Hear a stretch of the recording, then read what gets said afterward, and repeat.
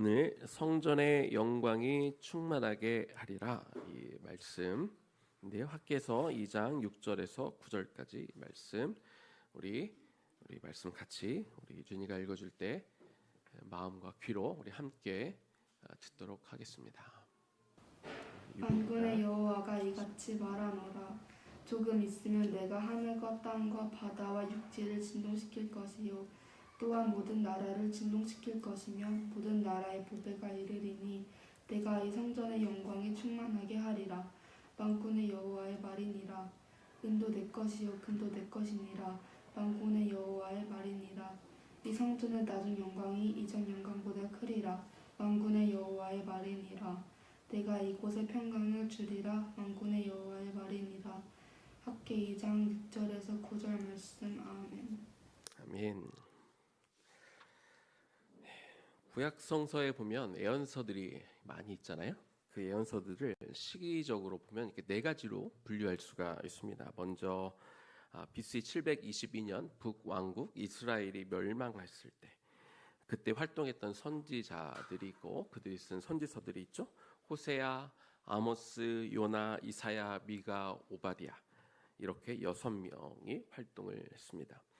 그리고 BC 587년 남왕국 유다가 바벨론에 의해서 멸망했을 때 그때 예언했던 사람들이 스바냐, 에레미야, 나움, 하박국 이 4명이 활동을 했고요. 또 BC 587년부터 BC 539년까지 바벨론 포로기에는 에스겔과 다니엘 선지자가 활동을 했습니다. 그리고 BC 538년 고레스 칙령이 발표가 되고 이제 예루살렘으로 유다 백성들이 돌아올 때 그때 선지자들은 요엘, 학개, 스가랴, 말라기 선지자 이런 분들이 활동을 했습니다. 학개 선지자가 활동했던 그 시기, 그러니까 이제 고레스 칙령 후에 돌아와서 활동했던 그 시기의 배경에 대해서는 에스라서에서 잘 기록이 되어 있습니다. 1장부터 6장까지 자세하게 기록이 되어 있는데 우리가 학개 선지자가 이 말한 학개 선지자를 통해 하나님이 예언하시고 말씀하신 부분들을 잘 이해하려면 그 당시의 시대적인 배경을 우리가 잘 이해해야 합니다. 그래야 학개 선지자가 뭘 이야기하는지 우리가 더 잘 이해할 수 있어서 오늘 좀 길겠지만 그 배경을 좀 더 자세하게 설명하도록 하겠습니다. 남왕국 유다는요, 북왕국 이스라엘이 멸망한 BC 722년으로부터 해서 약 136년 동안 더 지속이 되었습니다. 그동안 히스기야 왕이나 요시야 왕같이 훌륭한 왕도 있었지만 대부분들은 악한 왕이었습니다. 가장 대표적으로 므낫세가 무려 55년이나 통치하면서 엄청나게 악한 행동들을 많이 했고 그 이외에 많은 다른 왕들도 결국 북이스라엘이 걸었던 길을 쫓아서 걸어가다가 결국 BC 587년 바벨론에 의해서 멸망을 당하게 됩니다. 그때 솔로몬이 7년에 걸쳐서 지었던 궁전도 다 태워지게 됐고 마지막 왕이었던 시드기야 왕은 두 눈이 다 뽑힌 채 포로가 되어 바벨론으로 끌려가는 그런 비극이 일어났습니다. 그리고 성전에서 사용되어졌던 금그릇이나 은그릇이나 각종 이 성전에 있던 기구들도 다 바벨론의 신전에 다 가지고 가게 되었습니다. 그런데 이 남유다의 멸망과 북이스라엘의 멸망에 다 망했지만 한 가지 다른 점이 있었는데 남유다의 멸망은 제한적인 기한이 정해져 있는 멸망이었다는 것이죠. 에레미야 29장 10절입니다. 여호와께서 이와 같이 말씀하시니라. 바벨론에서 70년이 차면 내가 너희를 돌보고 나의 선한 말을 너에게 성취하여 너희를 이곳으로 돌아오게 하리라. 나라가 망하겠지만 70년 후에는 그 백성들을 돌아오게 하겠다. 하나님이 약속하셨던 것이죠. 실제로 BC 539년에 하나님은 페르시아 왕 고레스를 통해서 바벨론을 멸망시키시고 그리고 고레스 왕이 이제 바벨론까지 통치하게 된 538년에 고레스 칙령을 발표하게 해서 이스라엘 백성들이 그 고국으로 돌아올 수 있도록 그렇게 하나님이 만들어 놓으셨습니다. 고레스 칙령의 내용이 에스라서 1장 1절에서 4절까지 기록이 되어 있는데요. 너희는 바벨론으로 끌려와서 70년 동안 고생한 너희들은 이제 예루살렘으로 돌아가도 좋다. 하나님께서 명령하셨으니 너희는 이제 돌아가서 성전을 다시 지어라. 혹 예루살렘으로 돌아가지 않고 이곳에 남는 사람들은 건축을 위해 돌아가는 사람들에게 은이나 금이나 또 짐승으로 예물을 드려도 좋다. 이것이 고레스 칙령의 내용입니다. 고레스는 페르시아 사람이고 하나님을 몰랐던 그런 이방인이었습니다. 그런데 어떻게 고레스가 이런 칙령을 발표할 수 있었겠습니까? 이건 인간적인 판단으로는 굳이 그렇게 할 이유가 전혀 없었는데요. 왜 하나님이 고레스로 하여금 이런 칙령을 하도록 했는지, 왜 이런 상황이 벌어졌는지 세 가지 이유가 있더라고요. 첫 번째는 하나님께서 고레스를 통해 일하기로 미리 작정하셨기 때문에 그렇습니다. 이사야서 44장 28절 말씀입니다. 고레스에 대하여는 이르기를 내 목자라 그가 나의 모든 기쁨을 성취하리라 하며, 예루살렘에 대하여는 이르기를 중건되리라 하며, 성전에 대하여는 너의 기초가 놓여지리라 하는 자니라. 자, 이 말씀이 어느 성경에 기록이 되어 있다고요? 이사야서에 기록이 되어 있습니다. 고레스가 태어나기 약 100년 전 이사야 선지자를 통하여 정확하게 왕의 이름까지 예언이 되고, 그를 통해서 이스라엘 백성들이 돌아와 성전을 다시 건축할 것에 대한 이야기를 이미 100년 전에 하셨다는 거죠. 하나님의 계시가 없었다면, 하나님이 미리 작정하시지 않았다면 일어날 수 없는 일입니다. 두 번째는요, 하나님이 고레스의 왕의 마음을 섭리하셨습니다. 에스라서 1장 1절입니다. 바사 왕 고레스 원년에 여호와께서 에레미야의 입을 통해 하신 말씀을 이루게 하시려고 바사 왕 고레스의 마음을 감동시키심에 그가 온 나라에 공포도 하고 조서도 내려 이르되. 자, 하나님께서 이 고레스의 마음을 감동시키셨다, 이렇게 말씀하고 있습니다. 이 고레스가 굳이 이 이방인 자신들의 재산이 되는 유대인들을 굳이 돌려보낼 이유가 하나도 없었지만 하나님께서 그의 마음을 움직이셨기 때문에 이것이 또한 가능한 것이죠. 세 번째는 다니엘 선지자의 기도가 있었습니다. 다니엘 9장을 보면 다니엘 선지자가 에레미야서를 읽다가 이제 70년 후면 이 백성을 돌려보내겠다는 하나님의 그 예언을 접하게 되고, 그가 이것을 놓고 마음을 놓고 안심한 것이 아니라 정말 그 뜻이 이루어지도록 그가 금식하며 기도하는 것을 볼 수 있죠. 다니엘서 9장 2절과 3절입니다.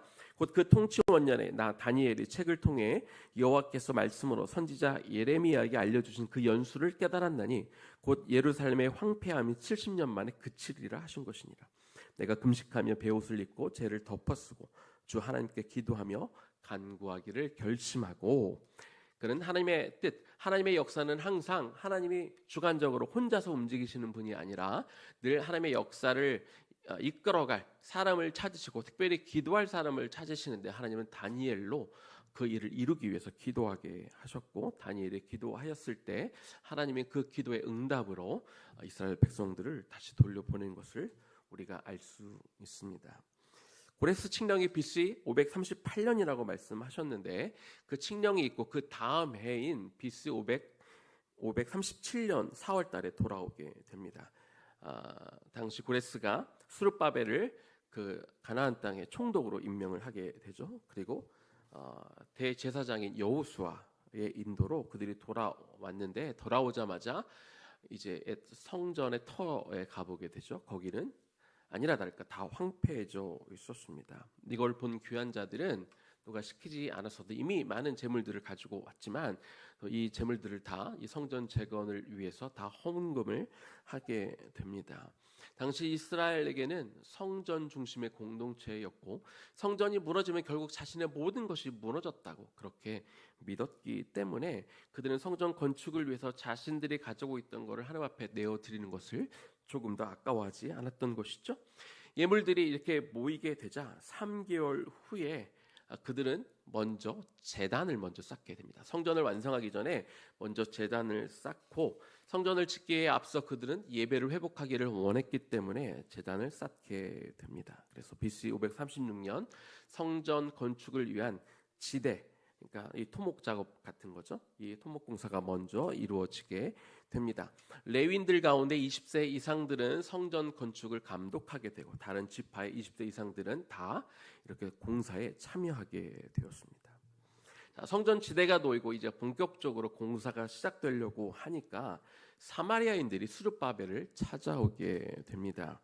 그런데요, BC 722년에 북이스라엘이 멸망했을 때 아수르 왕의 명령으로 사마리아 유대인들이 다 여러 나라들로 흩어지게 됩니다. 그리고 그 자리를 메소포타미아 사람, 에돔 사람, 아람 사람 등으로 여러 민족을 갖다가 섞어서 완전히 한 민족이라고 말할 수 없는 이런 잡동사니 민족이 되어 버렸습니다. 이제 사마리아인들은 더 이상 북쪽 이스라엘에 사는 유대인들이라고 부를 수 없을 만큼 이렇게 다양한 민족이 살고 있었던 것이죠.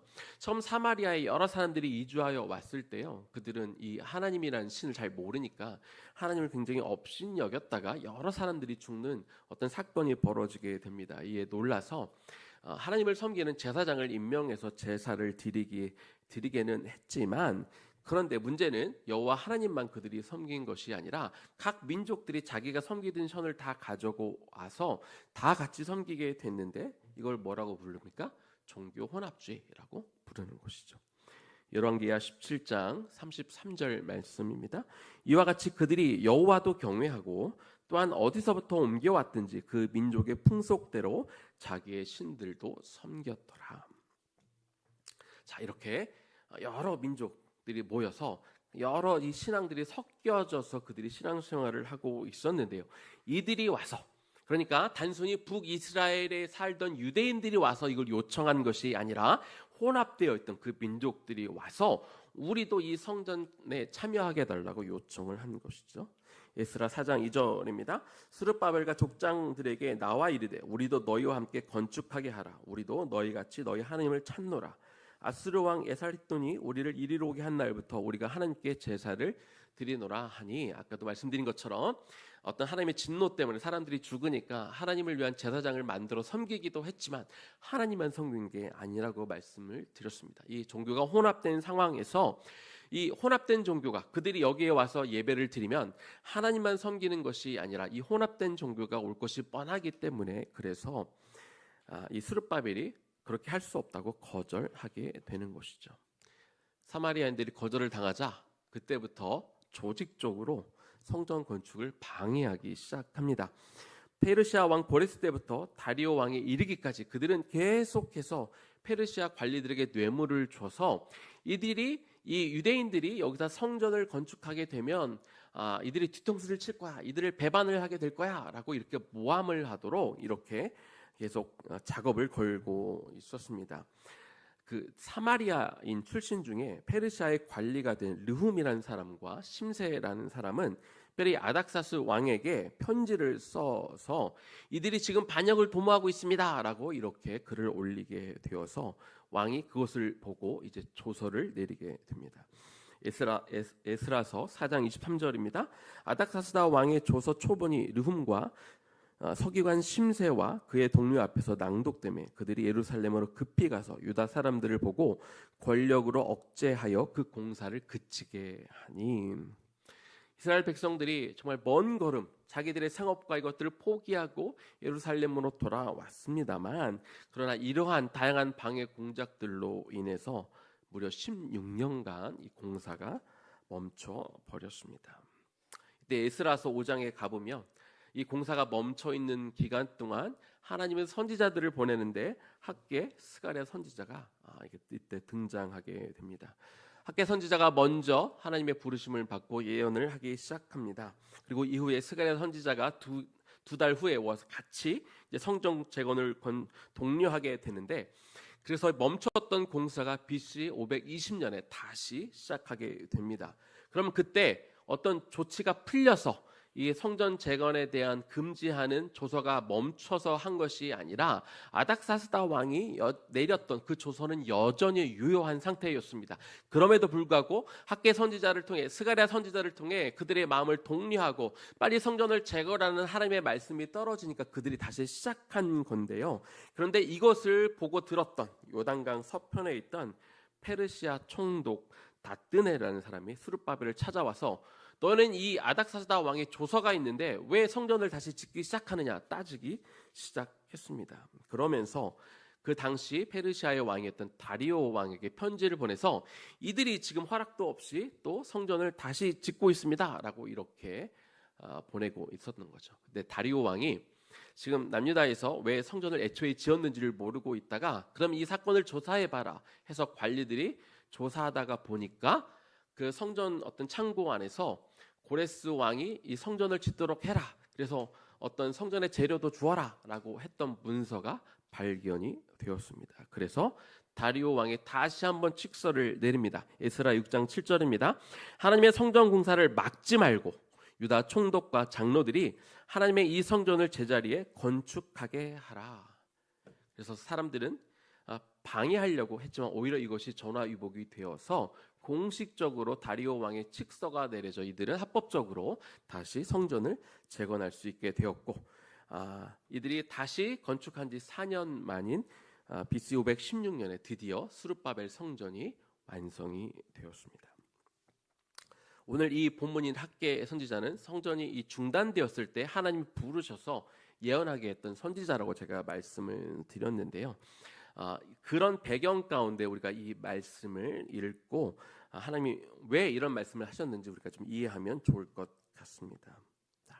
하나님은 성전 공사가 멈춰진 상황 가운데 이 성전을 재건하는 일이 어려운 일이라고 말하지 말고 빨리 성전을 재건하라 이렇게 명령하셨는데요. 그 명령과 함께 또 약속도 주셨습니다. 그 약속의 말씀이 오늘 본문의 말씀인 것이죠. 학계 2장 6절에서 8절 말씀을 제가 다시 한번 읽어보겠습니다. 만군의 여호와가 이같이 말하노라. 조금 있으면 내가 하늘과 땅과 바다와 육지를 진동시킬 것이요 또한 모든 나라를 진동시킬 것이며 모든 나라의 보배가 이르리니 내가 이 성전의 영광이 충만하게 하리라. 만군의 여호와의 말이니라. 이 성전의 나중 영광이 이전 영광보다 크리라. 만군의 여호와의 말이니라. 하나님이 하늘의 땅과 육지 그리고 모든 나라들을 다 진동시키겠다 이렇게 말씀하고 있는데요. 이게 어떤 의미이냐면 지금 성전 건축을 방해하는 여러 세력들이 있는데 그들을 내가 흔들어서 내가 그들을 무력화시키겠다 이렇게 약속하는 것입니다. 당시 주변 상황만 보면 이스라엘 백성들이 믿기 어려운 말씀이었지만 실제로 하나님은 놀라운 방법으로 아까 드렸던 그 말씀으로 아닥사스다 왕을 통해 다리오 왕을 통해 다시 한번 놀랍게 이 공사가 중단될 위기에 그리고 다시 재개된 것을 가지고 벌을 받을 수 있는 그런 상황에 오히려 공식적으로 하나님이 역사하셔서 성전 재건이 이루어진 것들을 우리가 볼 수 있습니다. 자, 그런데 이 성전이 재건되어졌을 때 단순히 외부에만 적이 있었던 것이 아니었습니다. 내부에도 적 아닌 적이 있었습니다. 왜냐하면 학계 2장 3절에 보니까 학계 2장 3절을 먼저 읽어보겠습니다. 너희 중에 남아있는 자 곧 이전에 이전 영광을 본 자가 누구냐? 이제 이것이 너희에게 어떻게 보이느냐? 이것이 너희 눈에 보잘 것이 없지 아니하냐? 이전 영광은 뭘 의미할까요? 예전 솔로몬 이 성전이 지어졌을 때 정말 화려한 재료들과 정말 좋은 재료들만 가지고 지어진 그 성전, 그래서 하나님의 영광이 임했던 것을 기억하는 이제 나이 든 세대겠죠. 어릴 때 그 성전을 봤다가 이제 나이가 들어서 돌아왔던 노인들이 보기에 지금 짓고 있는 성전의 재료들은 과거 솔로몬 성전에 지었던 재료들에 비해서 너무 초라하게 보이기 때문에 이게 보잘것없이 보이는 것이죠. 그래서 그들은 성전이 건축되어 있는 곳에 가서 울고 있었던 거예요. 이런 거를 왜 짓냐? 이건 아무것도 아니야. 너무 초라해 라고 하면서 열심히 일하고 있는 사람들의 마음을 무너뜨리는 이야기. 그래서 외부에만 적이 있었던 것이 아니라 어떻게 보면 내부에서 이 성전을 건축하고 있는 사람들의 마음을 흔들었던 일이 있었기 때문에 그렇습니다. 그런데 하나님이 뭐라고 말씀하시냐면 이 성전에 하나님의 영광이 충만할 것이다. 이렇게 약속하시는 것이죠. 뭐냐면 하나님의 영광은 건물의 크기, 건물의 재료에 달려있지 않기 때문에 그런 것입니다. 학계 1장 8절입니다. 너희는 산에 올라가서 나무를 가져다가 성전을 건축하라. 그리하면 내가 그것으로 말미암아 기뻐하고 또 영광을 얻으리라. 여호와가 말하였느니라. 여호와는 지금 계속 학계 선지자를 통해 말씀하게 하셨지만 이것이 내가 너에게 주는 말씀이다. 계속 이렇게 말씀을 덧붙여서 이야기하고 있는 것이죠. 처음에 성막을 지었을 때 하나님이 그 재료부터 그 규격까지 명확하게 제시해 주시고 반드시 그 규례대로 지키도록 하나님이 명령하셨습니다. 왜냐하면 처음에 이 형식을 주시고 제대로 된 형식 안에 그 내용을 담아야 되기 때문에 하나님께서 재료부터 모든 것들을 선정하여 주셨고, 또 이 솔로몬 성전도 마찬가지죠. 하나님의 모든 것들을 다 좋은 것들로 준비하게 하시고, 그리고 이것들이 지어졌을 때 큰 영광을 보여주셨는데, 지금 스룹바벨 성전이 지어지는 이 과정에서는요, 너무 오랜 기간 동안 하나님의 제사가 무너져 있었습니다. 그래서 좋은 재료, 어떤 훌륭한 것들을 가지고 화려하게 짓는 것보다 우선은 성전이 다시 재건되는 게 더 중요했던 것이죠. 왜 그렇습니까? 하나님을 향한 예배, 하나님을 위한 제사가 빨리 회복되는 것이 더 중요하기 때문에 그런 것이죠. 그래서 재료가 없다, 재료가 형편없다, 불평하지 말고 너희는 가서 산에 가서 아무 나무라도 가지고 와서 이 성전을 지어라. 그러면 내가 그 속에서 드려지는 예배를 내가 기쁘게 받고 나의 영광이 이 성전 가운데 임할 것이다. 이렇게 하나님이 말씀하고 있는 것입니다. 특히 또 이런 말씀도 하십니다. 학개서 2장 9절입니다. 이 성전의 나중 영광이 이전 영광보다 크리라. 만군의 여호와의 말이니라. 아까 말씀드린 것처럼 이전 영광은 솔로몬 시대에 지었던 솔로몬 성전을 의미하는데, 그 이전 영광보다 나중 영광은 무엇일까요? 비록 보잘것없는 재료들로 지어지고 있는 스룹바벨 성전이지만 지금 이 학개의 시절에는 아직 다 지어지지 않은 상태였기 때문에, 그래서 이 나중 영광이 스룹바벨 성전이 오히려 솔로몬 때 지어졌던 그 영광보다 더 큰 영광이 임할 것이다. 하나님이 그렇게 이야기하고 있는 것입니다. 일부 사람들은요, 나중 영광이 그렇게 초라하고 작은 성전이 그 안에 하나님의 더 큰 영광이 임할지는 않을 거야 라고 말씀하면서, 나중 영광이 스룹바벨 성전이 아니라 예수님 때에 지어진 헤롯 성전이라고 얘기하는 사람들도 있기는 합니다. 왜냐하면 솔로몬 성전 때보다 오히려 더 좋은 재료, 더 화려한 재료들로 성전이 꾸며졌기 때문에 그렇습니다. 뿐만 아니라 헤롯 대왕이 자기들은 이방인으로서 자기가 유대인 지역을 통치하고 있는데 그들의 환심을 사기 위해서 정말 굉장히 큰 규모로 지어서 기존의 성전 양식은 그가 건드릴 수 없기 때문에 기존의 성전 양식에다가 더 울타리를 크게 치게 되는데, 얼마나 크게 울타리를 했냐면 산 꼭대기와 산 밑에를 깎아서 무려 가로로 1.6km, 세로로 1.6km가 되는 엄청난 규모의 어떤 성전을 짓게 되는 것이죠. 그 규모는 그 여의도의 약 3배 정도 된다고 하고요. 사람들이 그냥 무조건 다 집어넣으면 약 50만 명이 들어갈 수 있는 그런 엄청난 규모로 지었다고 합니다. 그런데 예수님 시대 그 제자들이 보면서 저 성전이 정말 화려하지 않습니까? 라고 가르쳤을 때 예수님이 뭐라고 대답하셨죠? 나는 저 성전에 돌 위에 돌까지 다 무너뜨리겠다 말씀하셨습니다. 따라서 이 나중 영광이 있는 곳이 헤롯 성전이 될 수는 없는 것이죠. 그러면 이 나중 영광은 또 무엇을 의미할까요? 1차적으로는 스룹바벨 성전이 맞습니다만 거의 모든 성경학자들이 제시하는 게 있습니다. 그것이 뭐냐면 이 나중 영광은 예수 그리스도의 피값을 통해 세워진 신약시대 초대 교회들을 의미한다. 이렇게 가르쳐주고 있습니다. 그렇다면 신약시대에 세워진 이 초대 교회들이 왜 솔로몬 성전보다 더 큰 영광이 임한다고 하나님은 말씀하고 있겠습니까? 그것은 바로 교회가 예수 그리스도의 십자가 보혈 위에 세워졌고, 그리고 예수님은 그 교회의 머리가 되시기 때문에 그렇습니다. 그리고 몸인 교회는 머리 대신 예수 그리스도의 그 십자가 그리고 예수님의 부활을 증거하는 곳이기 때문에 그렇다는 것이죠. 예수님이 십자가에 달려 죽으시는 그 순간까지만 해도 제자들은 예수님을 부인하거나 죽음을 두려워해서 도망 다녔습니다. 그러나 부활하신 예수님을 만나게 되고 예수님의 말씀에 따라 그들이 마가의 다락방에서 성령을 기다리다가 성령을 체험한 그들은 이제 완전히 다른 사람이 되었습니다. 그들은 담대하게 밖에 나가서 유대 관리들이 절대로 예수님의 그 십자가를 말하지 말아라 라고 그렇게 금지했지만 그들은 담대하게 복음을 선포하기 시작했습니다. 그러자 사람들이 회개하기 시작하고 그들이 모이기 시작하고 그들이 예수 그리스도를 메시아로 받아들이기 시작한 것이죠. 그들이 모여서 무엇이 세워졌습니까? 그들이 모여 예루살렘 교회가 이제 세워진 것이죠.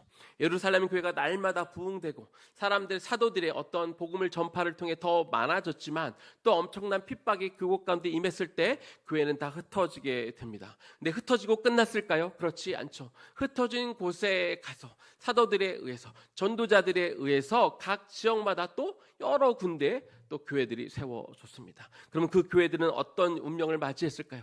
그들에게 핍박이 있었습니다. 엄청난 박해가 있었습니다. 예수를 믿고 전하는데 그들은 목숨을 걸어야 했습니다. 그리고 많은 순교자들이 일어났고 교회에는 엄청난 핍박이 있었지만 교회는 언제나 그 자리에 있었고 교회에서는 언제나 예수 그리스도의 십자가를 그들이 증거했고 또 그 십자가 복음을 들었던 사람들은 흩어져서 그들의 목숨을 걸고 복음을 전했던 것이지요.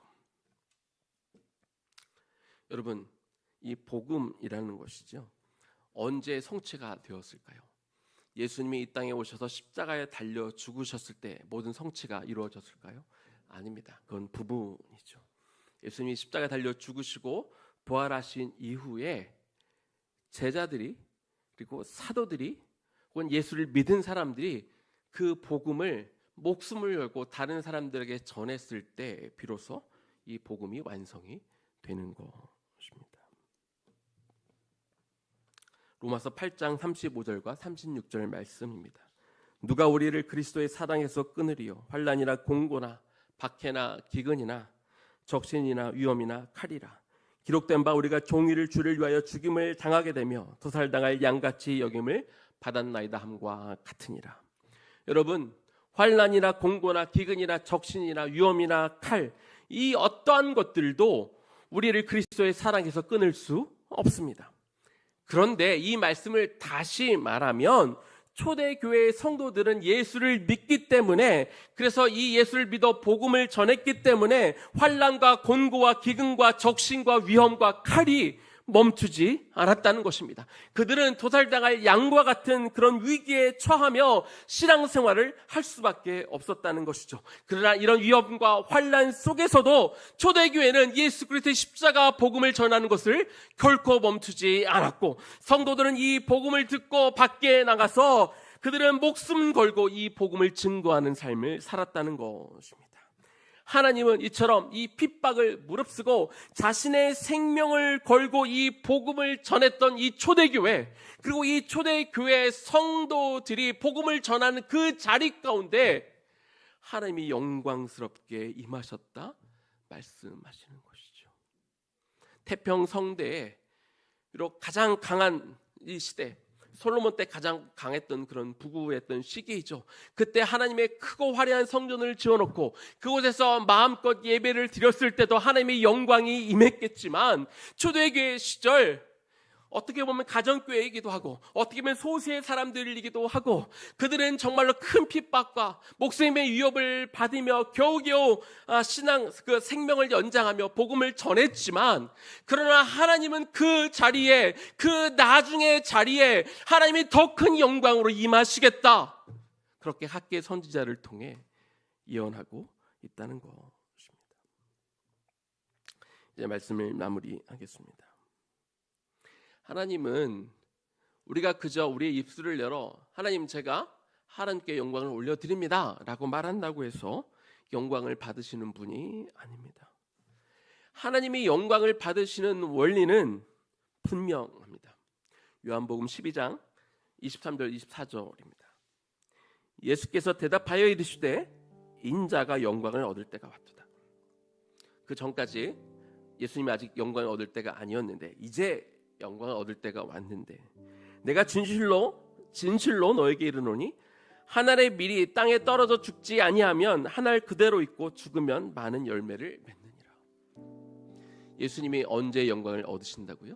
한 알의 밀이 되어 땅에 심겨 다 썩게 되면, 죽게 될 때 영광을 얻을 것이다, 그렇게 말씀하십니다. 예수님이 로마를 물리치고 황제의 자리에 올라 금 면류관을 쓰고 이 자줏빛 옷을 입고 그가 높은 보좌에 앉아 통치할 때 그에게 영광이 임하시는 것이 아니라 그가 나무 십자가에 매달려져 발가벗겨지고 가시 면류관을 쓰고 몸에 창을 맞아 온 피와 물이 다 쏟아지는 그 순간, 그때 그리스도의 영광, 하나님의 영광이 그리스도에게 임할 것이다, 이렇게 말씀하시는 것이죠. 요한복음 12장 28절입니다. 아버지여, 아버지의 이름을 영광스럽게 하옵소서 하시니 이에 하늘에서 소리가 나서 이르되 내가 이미 너를 영광스럽게 하였고 또다시 영광스럽게 하리라 하시니, 예수 그리스도의 어떤 핍박, 비웃음, 이런 과정들을 통해 하나님이 이미 영광 받으셨고, 그리고 십자가에 달려 죽으실 때 또 내가 영광을 받을 것이다, 이렇게 말씀하고 있는 것입니다. 이것이 하나님이 당신의 백성에게 영광을 받는 원리가 되는 것이죠. 하나님은 이전 영광보다 나중 영광이 더 클 것이다, 그렇게 말씀하셨습니다. 솔로몬의 그 큰 화려한 성전에서 드려졌던 그런 제사 때 임하셨던 영광보다 초대교회, 비록 작고 보잘것없는 곳이었지만 그곳에서 복음이 선포되어지고 사람들이 그 신앙을 지키기 위해서 피를 흘리는 그 자리에 더 큰 영광이 임했다 말씀하시는 것입니다. 지금 이 시대의 교회들도 마찬가지죠. 지금 교회가 조롱을 받고 신앙생활을 하는 것이 사람들에게 비웃음을 받는 일이지만, 그러나 예수 그리스도의 그 십자가 복음이 선포되는 그 자리에 하나님의 영광이 임하는 줄로 믿습니다. 초대교회가 아니더라도 이 시대에 설령 종교의 자유가 있는 땅에서 그 교회가 세워져 있지만, 정말 이 종교가, 이 기독교가 이 복음이 비웃음을 받는 이 시기에 복음이 선포되어질 때 그곳에 하나님의 영광이 임하시는 것이죠. 비단 건물로서의 교회만 그렇겠습니까? 하나님이 저와 여러분에게 뭐라고 말씀하십니까? 너희가 하나님의 영이 거하시는, 너희 각자 한 명 한 명이 하나님의 성전인 것을 너희가 알지 못하느냐 말씀하셨습니다. 여러분은 어떻게 하나님께 영광 돌리시겠습니까? 여러분은 무엇이 하나님께 영광 돌리는 삶이라고 생각하십니까? 내가 성공해서 잘돼서 높은 자리에 올라서 돈을 많이 벌어서 사람들이 다 알아주는 자리에 가서, 물론 그렇게도 할 수 있겠죠. 그러나 하나님은 그것보다 여러분이 하나의 교회로서, 여러분이 속한 곳에서, 속한 자리에서 그리스도의 복음을 전할 때 이게 어색하고 거절에 대한 두려움이 있고, 내가 그것을 전하는 것이 굉장히 어색하고 막 낯설고 막 몸이 오그라드는 것 같고, 그러나 이 모든 것들을 참고 예수 그리스도 십자가 복음에 대해서 말할 수 있을 때, 사람들의 손가락질을 받아도 하나님의 말씀대로 살아가는 바로 그 자리에 그 나중 영광이, 솔로몬의 이전 영광보다 더 큰 영광이 바로 성전되는 여러분에게 임하는 것입니다. 회복하십시오. 여러분 교회로 회복하십시오. 하나의 성전으로 다시 회복되십시오. 그리고 교회로 살아가십시오. 교회로서 세상에 나가시고, 교회로서 여러분의 이웃과 친구들과 직장 동료들을 만나십시오. 그리고 그곳에 하나님의 영광이 임하도록 그렇게 사시기 바랍니다. 그렇게 살지 못했다면 지금부터라도 그렇게 사시기 바랍니다. 그런 조롱과 비웃음과 그런 어색함을 이기고 정말 그리스도의 향기를 내가 내어드리며 살아가는 그 자리, 바로 그 모습을 보고 내가 너를 통해 영광 받았다, 주님은 그렇게 말씀하실 것입니다. 교회에서 찬양으로 기도하며 말씀을 들으며 우리가 영광도 돌려야겠지만, 여러분의 삶을 통해 하나님께 영광 돌리는 삶을 살아가시는 저와 여러분들 되기를 주님의 이름으로 간절히 축원합니다. 우리 들은 말씀 기억하면서 모든 영광, 모든 열방 주 볼 때까지 같이 찬양하면서 우리의 입술로 하나님을 또 찬양하고 주님께 영광을 올려드리고 내가 세상에 나가서도 주님 내가 영광 돌리는 삶을 살겠습니다. 그렇게 결단하는 시간이 되면 좋겠습니다.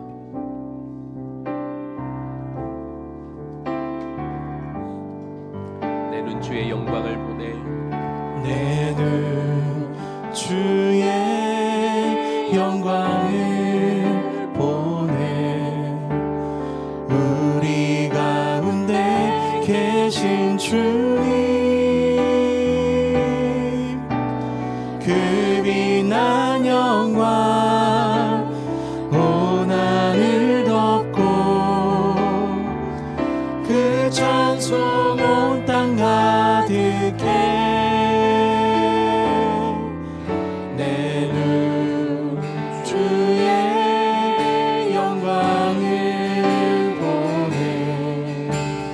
찬송 가운데 서신 주님 주님의 얼굴을 온 세상 향하네 권능의 발을 들쳤네 주의 영광 이곳에 가득해 손에 주님과 함께 찬양하며 우리는 전진하리 모든 열방 주 볼 때까지 내 눈 주의 영광을 보내 우리 가운데 계신 주님 그 빛난 영광 온 하늘 덮고 그 찬송 온 땅 가득해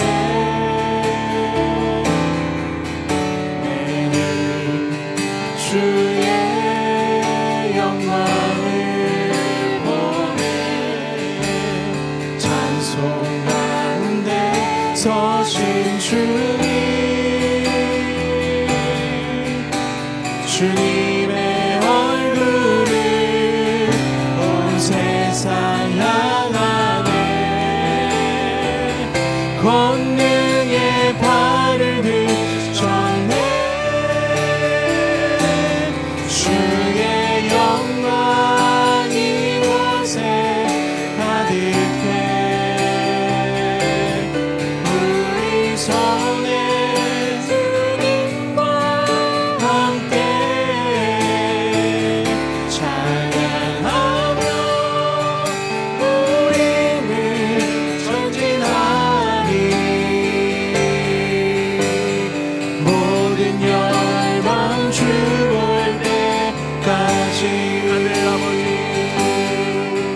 하늘 아버지 우리 새롭게 하사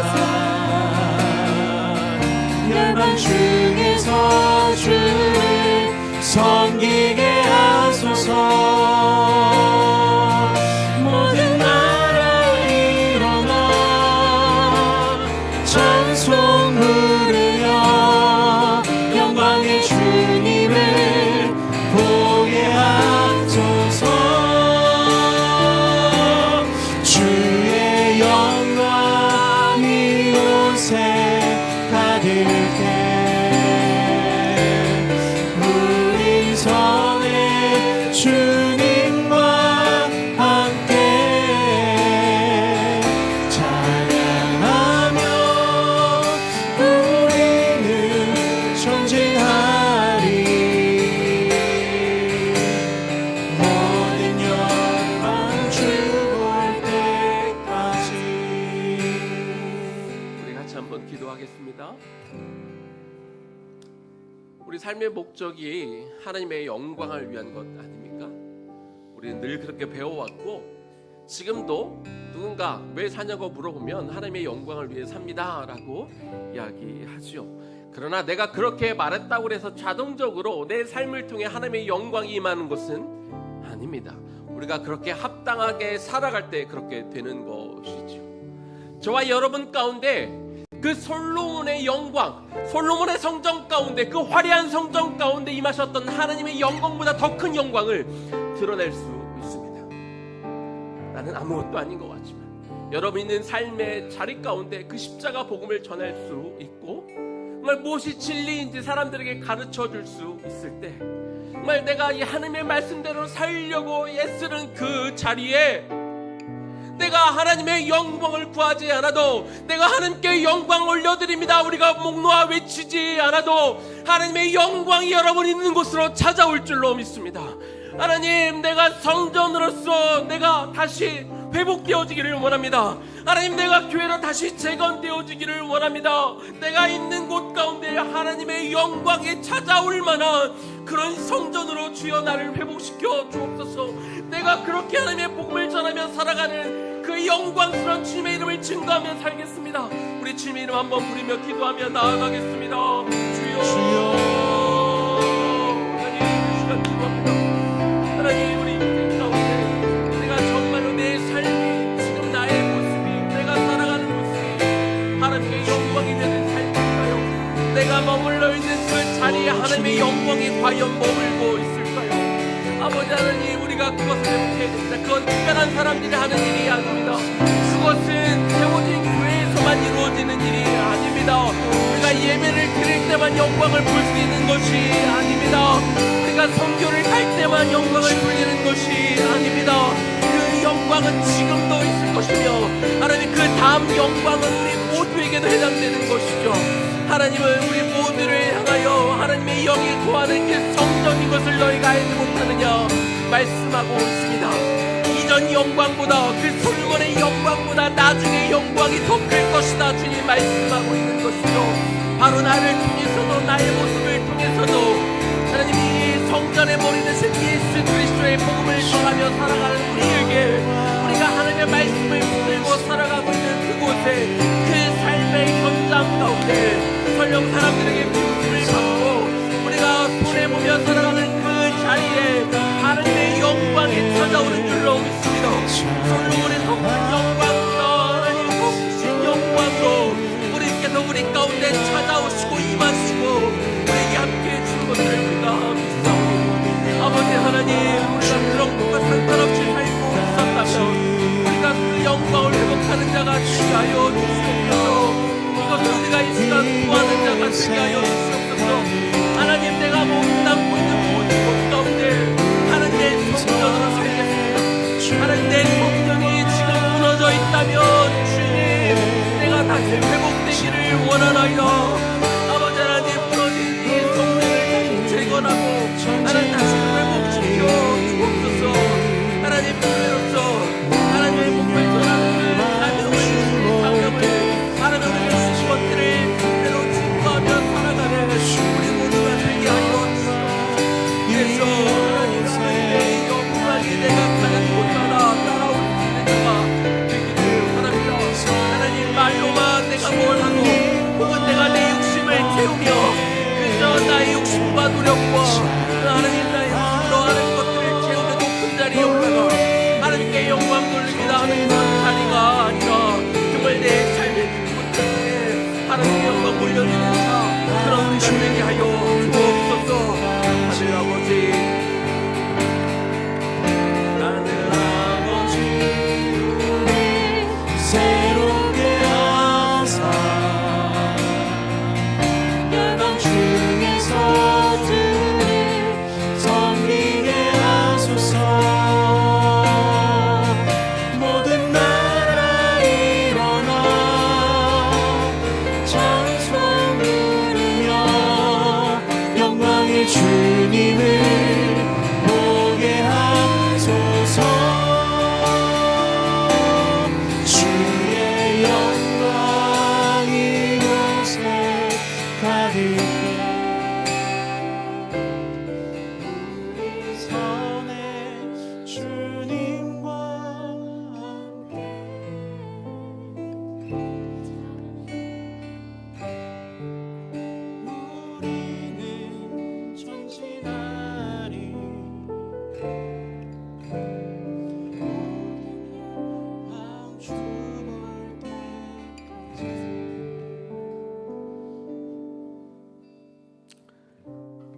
하나님, 우리가 살아가는 이유와 목적을 잘 압니다.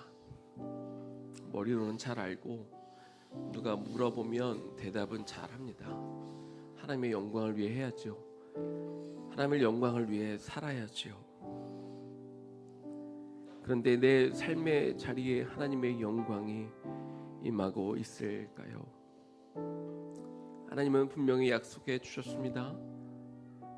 저 크고 화려하고 위대했던 솔로몬 시대에 지어진 그 성전 안에서 드려진 제사, 하나님은 그때 참 놀랍게 큰 영광으로 임하셨습니다. 그런데 하나님은 오늘 학계 선지자를 통해 우리 모두에게 약속해 주십니다. 이전 영광보다, 솔로몬의 영광보다 나중 영광이 더 클 것이다. 이 시대에 주님은 각 사람마다 하나님의 영에 담겨져 있는 성전이라고 말씀하여 주셨습니다. 주님, 우리가 하나의 성전으로 내 겉모습이 어떠하든지 나의 외모가 어떠하든지 하나님, 내가 발길 닿는 곳에 그리스도의 복음을 증거하고 정말 하나님의 말씀대로 살도록, 순종하도록 그렇게 발버둥치며 그렇게 살아갈 수 있기를 원합니다. 그러면 내가 아무리 큰 소리로 하나님의 영광 돌리기를 원합니다. 그렇게 외치는 것보다 정말 주님의 그 복음에 대해 다른 이들에게 전할 수 있고 그 말씀대로 살려고 하는 그 자리에 하나님의 영광이 임하게 될 줄로 믿습니다. 아멘. 우리가 그렇게 내가 있는 곳에 저 멀리 있는 하나님의 영광을 보려 할 것이 아니라 다른 이들에게 하나님의 영광이 저기 있다 가르쳐 줄 것이 아니라 내 모습을 통해, 내가 살아가는 방식을 통해, 내가 복음을 붙들고 살아가는 그 모습 속에 임하는 하나님의 영광을 다른 이들에게 보여줄 수 있는, 하나님의 그렇게 영광을 증거하며 살아갈 수 있는 우리 모두가 될 수 있도록 도와주옵소서. 어느덧 이렇게 저렇게 많이 깎여져 있는, 무너져 있는 우리의 성전을 다시 보수하기를 원합니다. 하나님, 다시 세우기를 원합니다. 반드시 회복해야 합니다. 반드시 이 성전은 그 기능을 발휘해야 되는 것이죠. 차일피일 하나님 이것을 미루지 않게 하여 주옵시고 오늘부터 다시 나의 무너져 있는 곳을 다시 보수하여 하나님 나라는 작은 성전을 통해 하나님의 큰 영광을 드러내며 살아갈 수 있도록 주여 우리를 인도하여 주옵소서. 이제는 우리 주 예수 그리스도의 은혜와 하나님 아버지 극진하신 사랑하심과 성령님의 감동 감화하심과 그 교통 역사하심이 이제 무너졌던 성전을 회복하여 그 자리에 나의 머리 되신 예수 그리스도 그 십자가 복음을 전하며 하나님의 말씀대로 삶을 통하여 하나님의 영광에 따라다니는 그런 성전으로서의 삶을 살아가기를 결단하며 나아가게 될 우리 정장현 세대와 우리 다음 세대의 머리 위에 지금부터 영원까지 충만하게 거하시기를 간절히 축원하옵나이다. 아멘.